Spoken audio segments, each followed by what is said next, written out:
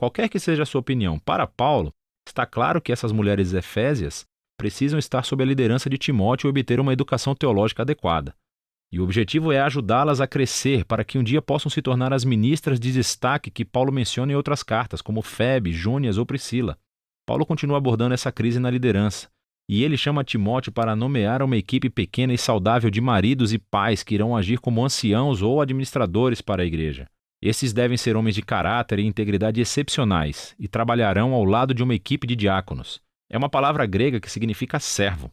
Esses são homens e mulheres que realmente lideram os ministérios da igreja e devem ter o mesmo tipo de caráter que os anciãos. Juntos, essas pessoas devem ser conhecidas pelos relacionamentos saudáveis que têm com suas famílias, porque isso demonstrará a sua capacidade de liderar na igreja, que é a família de Deus. E a maneira que eles vivem em comunidade deve ser consistente com a história de Jesus. O que é explorado no poema de encerramento sobre a sua encarnação, a sua morte, a sua ressurreição, a sua exaltação como rei e, em seguida, a propagação de sua nova família em todo o mundo. O segundo grupo de instruções de Paulo para Timóteo é novamente muito específico para os problemas causados por esses maus líderes. Primeiro, ele corrige a sua teologia ruim. Eles têm dito às pessoas para pararem de comer certos tipos de alimento, muito provavelmente carne, e pararem de se casar, o que Paulo acha ridículo. Então ele vai a Gênesis 1 e lembra a Timóteo que toda a criação de Deus é muito boa, incluindo a comida e o casamento.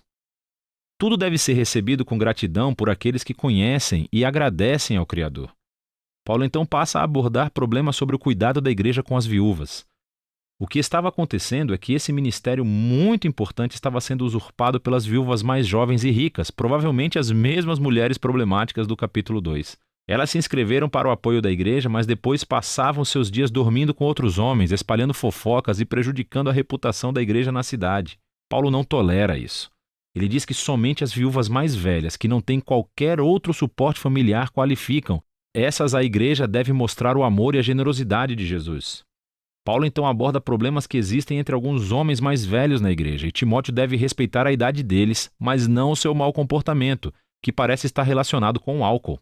Eles estão prejudicando a reputação da igreja em Éfeso e por isso Timóteo deve, em amor, confrontá-los a fazer com que renunciem à sua função, se estiverem em posição de liderança. Paulo acrescenta essa nota interessante, dizendo que isso não significa que o próprio Timóteo nunca deva beber. Considerando seus problemas de estômago, ele provavelmente deveria tomar um copo de vinho todas as noites com o jantar.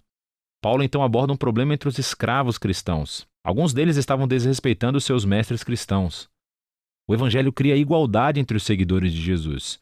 No entanto, Paulo acha que a igualdade precisa ser implementada de maneira estratégica, sem comprometer a missão e o testemunho da igreja. Se os cristãos se associarem às rebeliões de escravos, eles estão comprometidos. A transformação cristã da família romana teve que ser implementada estrategicamente para que os vizinhos pudessem ser persuadidos e não repelidos por essa nova visão de família de Deus. Finalmente, Paulo encerra a carta exortando Timóteo mais uma vez a confrontar os líderes corruptos. Paulo expõe aqui os seus objetivos de ganharem muito dinheiro acumulando seguidores e cobrando-lhes taxas altas pelo seu ensino. Esses professores estão traindo Jesus e a sua mensagem de contentamento e uma vida simples. Assim, Paulo instrui os ricos cristãos de Éfeso a se tornarem ricos em boas obras e generosidade, para serem pessoas que submetem todos os seus recursos ao Rei Jesus. E é ele quem inspira o poema final sobre como ele é verdadeiro rei acima de todos os outros reis. 1 Timóteo é uma carta muito importante. Ela nos ajuda a ter uma visão holística da natureza e missão da igreja. Então, aquilo em que uma comunidade de Jesus acredita irá influenciar diretamente como essa comunidade vive e se comporta em sua cidade. Assim, a sua teologia, as crenças, devem ser constantemente criticadas e formadas pela Escritura e pelas boas novas de Jesus. E a maneira como a igreja é vista pelo público é algo também muito importante para Paulo. Todos os cristãos devem ser conhecidos como pessoas cheias de integridade, conhecidas por boas obras, conhecidas por servir os pobres e os mais vulneráveis, e tudo isso por devoção ao Rei Jesus que foi ressuscitado. É disso que se trata 1 Timóteo.